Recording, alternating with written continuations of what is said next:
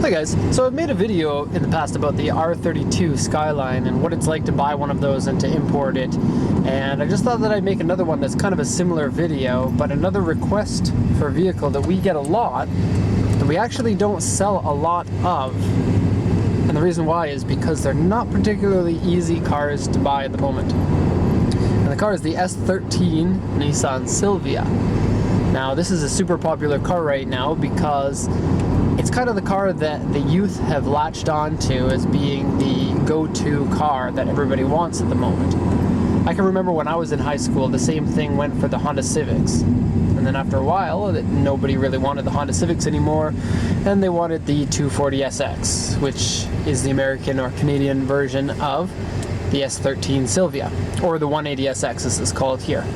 Now, I guess when talking about the S13, this is both the 180 and the Silvia. They're roughly in the same market. The prices are generally about the same, and the buyers for them are about the same as well.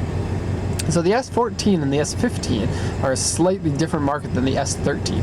The S13 seems to attract mostly the people that don't want to pay a lot of money for the car, and they want to buy the car for either learning how to drift or to use it in drifting after they've already learned how to do it. And for the most part, these buyers are rather on the younger side, somewhere, I don't really know all of the ages of the people who ask me for cars, but I kind of, just get the feeling with the way that they communicate with me that they're somewhere in between the age of about 15 and 25. Okay, so about these cars, first off, the S13 Silvia 180SX comes with a couple of different engines. When it first was made, they had a CA18 engine, which is a 1.8 liter twin cam engine, and you can get it in turbo and non-turbo, and it wasn't particularly loved. And the only reason right now that they're selling for quite a bit is because you can now import into the US the S13 with a CA18 engine in it. And then in 1991, I believe it's 1991, I'm not 100% sure, but I think 1991 they changed over to the SR20 engine, which is a phenomenal engine. It holds power really well if you're going to modify it. It's got a ton of aftermarket support. It's a great size, a 2-liter inline 4 with a turbo can get you up to 400 horsepower fairly easily. Above that can be a little bit challenging, but I mean there's lots of aftermarket support. There's 2.2 liter overbore or stroke kit that you can get for it. Upgrading the turbo is rather simple, and so the chassis it's kind of like the AE86 or the Hachidoku chassis was about 10 years ago. It's the one that people really get into drifting at the very entry level. And the reason why it's kind of replaced the 86 as the go-to car for drifting is because, number one, it's a better car for drifting. It's got a longer wheelbase, it's got more power, and so it's also newer. And so there are more of them that are in better condition, I guess. I can't really say that completely because both cars are really difficult to get in good condition. And so when you're looking to buy one of them, and part of the reason why we don't sell very many is, like I said, a lot of the people are kind of younger, they don't really have as much money to spend, and the people who do have the money to spend on cars, a lot of them aren't really into the S chassis anymore. I don't know why that is. We've probably, in 7 years of being in business, probably only sold about 3 S13s. We don't sell a lot of any of the driftable cars, and part of the reason for that is because of the drift tax, which means if the car is good at drifting, there's going to be an increase in the price because of that.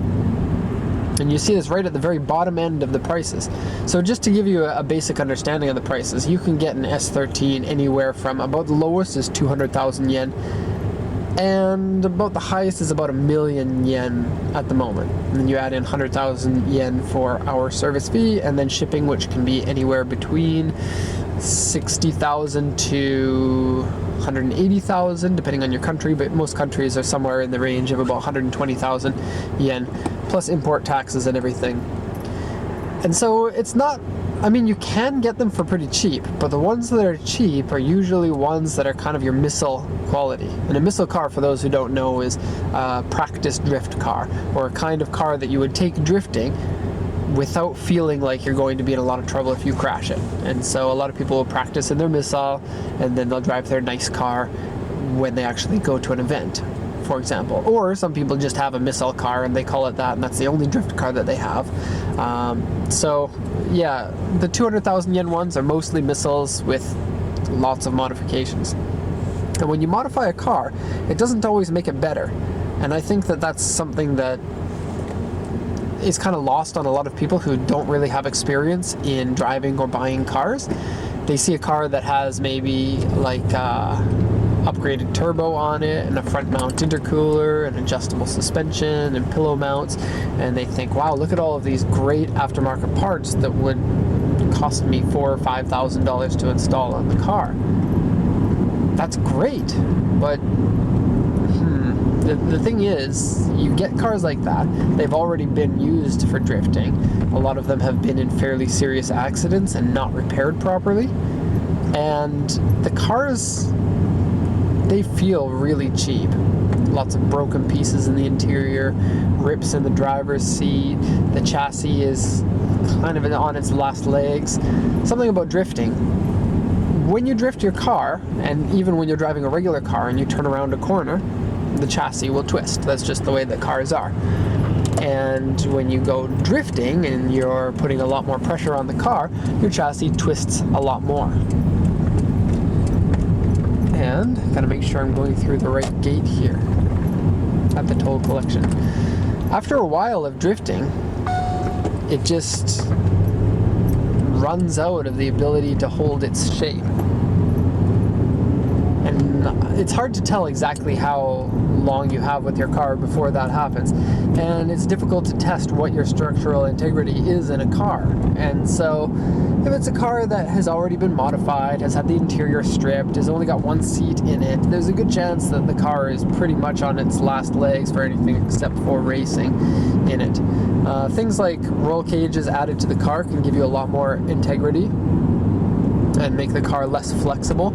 Strut tower bars help, and lower arm bars help, which is basically a strut tower bar that goes on the bottom of your suspension. And yeah, so a lot of poor condition cars. There aren't a lot of really good condition cars, but that's up to you. You know, some people like to drive cars that are pretty beat up on the street because that's just what they like. For other people, they want something that's very clean inside, has low mileage, and is a really nice overall looking car without many dents.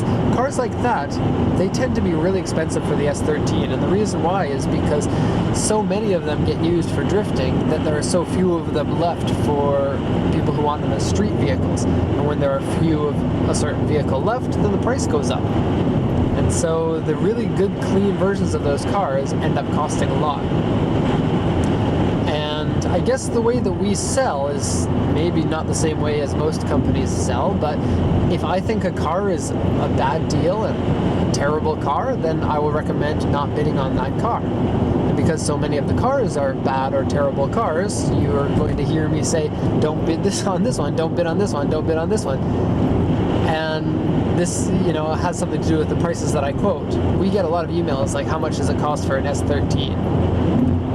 Usually I'll quote the price for one that I would consider a good car, and that's usually going to be above the value of, I mean, I assume that's the case. It's above the value of what that person wants to spend, and that's why I never hear back from those people. And so if you're looking for an S13, there are a lot of them in Japan. If you're looking for one that can be a drift vehicle, you can get it here. It might be a little bit expensive, but you can get it here. If you're looking for one for the street, you should have deep pockets, and then you can probably get one that's in quite good condition. There were more more of those sold in Japan than I think in any other country. They were a hugely popular car when they first came out, so there still are lots of them available. Quite a few less now than there were, for example, 5 years ago, but it's still a car that's not particularly hard to find. It's just getting one in good condition at the right price is difficult. And if you consider that, like, for example, that car might cost you $8,000 or $10,000 landed or something, there are a heck of a lot of other cars that are a better performance bargain for your money than the S13 is. And so, I don't know. For a lot of people, they come in looking for an S13 and they end up getting an Impreza or an Evo or something else. If you are looking for an S13, some of the competitive cars with that, if you're looking for example, a rear-wheel drive drift car, then you should probably look into the Toyota Chaser Mark II Cresta. They're all basically the same car with different headlights and tail lights. You can get them for the 90s, like the JZX90, are about the same price as the S13s, maybe a little bit more expensive, but they're a better car than the S13 in my opinion. They are a better car for drifting. They're quite a bit more reliable. They have more power. They have a longer wheelbase. They're easier to drift. Aftermarket support is there for them, and they're a fantastic car. The JZX 100s are quite a bit more expensive though, probably about 50% more expensive than an S13. But they're fantastic cars. They're probably my favorite four-door sedan out of any car. It was the JZX 100 Chaser or Mark II or Cresta. Okay, so that's going to be the end of the video. Thank you for watching. If you have any comments on what you think about this, what you think about drifting, or the fact that drifting makes cars more expensive, let me know in the comments section, and we can start some discussion. So thanks a lot for watching, and have a good day.